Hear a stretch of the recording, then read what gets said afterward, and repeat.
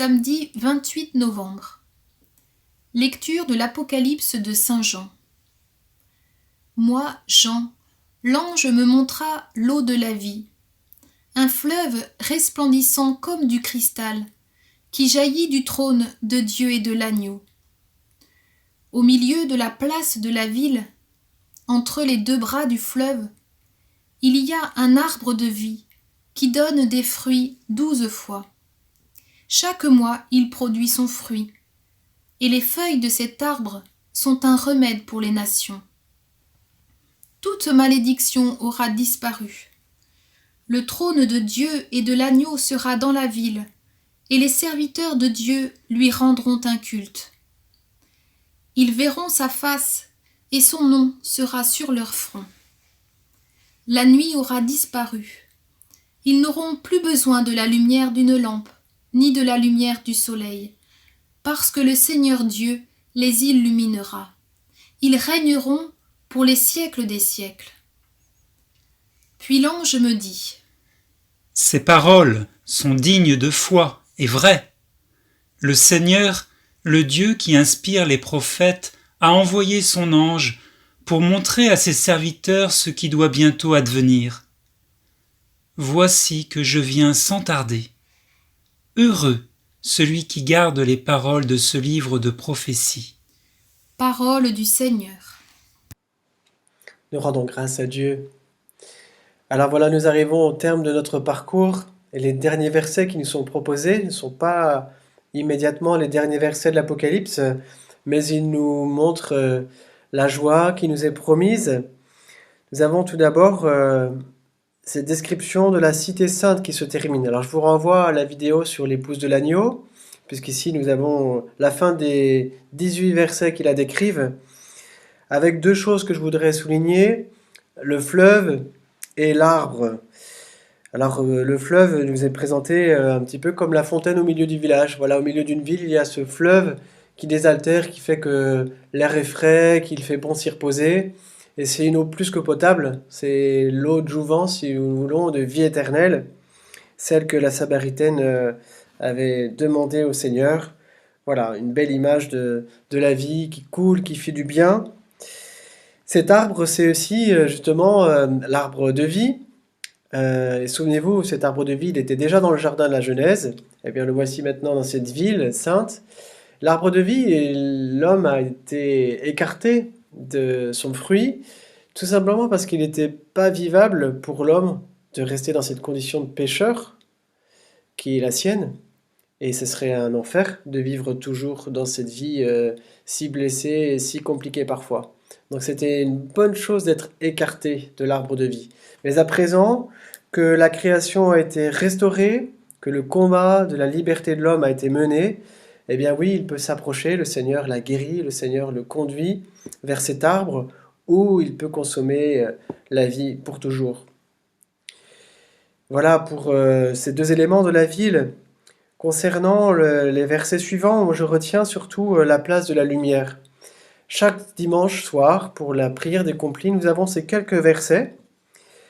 Les serviteurs de Dieu verront son visage, son nom sera écrit sur leur front, la nuit n'existera plus. Ils n'auront plus besoin de la lumière d'une lampe ni de la lumière du soleil, parce que le Seigneur Dieu les illuminera. Voilà, j'aime bien, alors qu'on éteint toutes les lumières dans la chambre, dans la maison, me dire que la lumière est toujours là, parce que le Christ est là. Et notre vocation, c'est de vivre dans la lumière du ressuscité.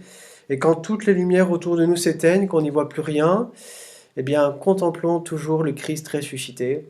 Je pense à cette parole de Mère Teresa qui disait « Ne laissez jamais la tristesse vous faire oublier la joie du ressuscité ». Voilà, ne laissez jamais les ténèbres éteindre cette clarté à laquelle vous êtes promis. Et tous les dimanches soirs, nous nous le rappelons avant de nous endormir.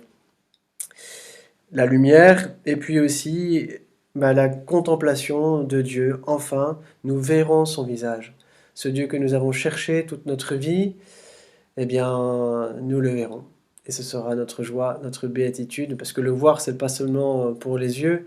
Le voir, c'est entrer dans son mystère, y communier. C'est pour cela que nous sommes faits, pour la vision de Dieu.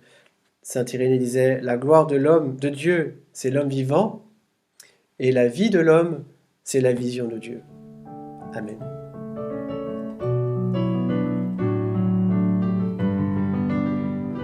Ainsi se termine notre parcours Apocalypse Now qui a voulu nous accompagner depuis la Toussaint pendant ce temps de confinement qui touche difficilement à sa fin, on va dire ça comme ça.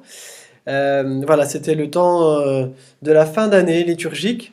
Alors je remercie ceux qui ont participé à cette série, tout spécialement Anne, Dominique, Pierre-Yves, le Père Dominique, Roselyne, qui ont pris la parole devant la caméra, Olivier et Marie-Laure aussi, dont vous entendiez les voix, et puis ceux qui étaient encore dans les coulisses pour le montage du service de la communication de la paroisse. Je vous encourage à poursuivre la méditation, la réflexion, le travail, même si vous voulez, en vous rappelant qu'il y a des groupes de réflexion, de partage biblique sur l'Apocalypse sur la paroisse. Il y a 4 groupes qui, normalement, hors confinement, se retrouvent tous les mois. Donc, j'espère qu'ils pourront reprendre bientôt et vous pourrez reprendre ces textes et partager avec d'autres vos questions, vos lectures. Je vous rappelle aussi le site Théodome avec la série sur l'Apocalypse qui est bien faite et attrayante. Vous connaissez peut-être aussi le trésor d'Angers, les tapisseries de l'Apocalypse au château, qui sont vraiment là encore une belle manière d'entrer dans ce livre par l'art et par l'histoire. Si vous voulez creuser de manière un peu plus théologique les questions autour de l'eschatologie, c'est-à-dire la fin ultime de notre vie, la mort, le paradis, le purgatoire et la résurrection, enfin tout ça, je vous renvoie vers un document assez peu connu, que je trouve personnellement très intéressant et assez clair, de la Commission théologique internationale, c'est-à-dire plein de théologiens qui se mettent d'accord pour produire un texte, donc a priori ça fait référence. Voilà, de quelques questions touchant à l'eschatologie. J'y pense parce que une conversation récente avec une paroissienne m'a fait prendre conscience que les choses n'étaient pas toujours très claires. Réincarnation, résurrection, purgatoire, tout ça. Je pense que ça vaut le coup quand même de creuser un peu ces questions-là, spécialement aujourd'hui, parce qu'on se rend compte qu'on a quand même besoin de se rappeler l'horizon ultime de notre vie. Et notre foi chrétienne a des choses à dire. Je termine en vous souhaitant une bonne année qui commence. Le temps de l'Avent s'ouvre en ce premier dimanche de l'Avent, 29 novembre. Alors vous savez qu'une nouvelle proposition vous est faite par la paroisse à travers le calendrier de l'Avent. Chaque jour, une surprise, un contenu qui fait du bien, qui nourrit l'espérance. Et puis, puisque nous sommes dans l'Avent, eh bien, c'est le Seigneur que nous accueillons. Ça tombe bien. Les derniers versets de l'Apocalypse nous tournent vers cet avènement. Voici ce que nous lisons au verset 20-21. Le Seigneur dit « Oui, je viens sans tarder. Amen. Viens, Seigneur Jésus. Que la grâce du Seigneur soit avec tous. Amen. » Notre cité se trouve dans les cieux.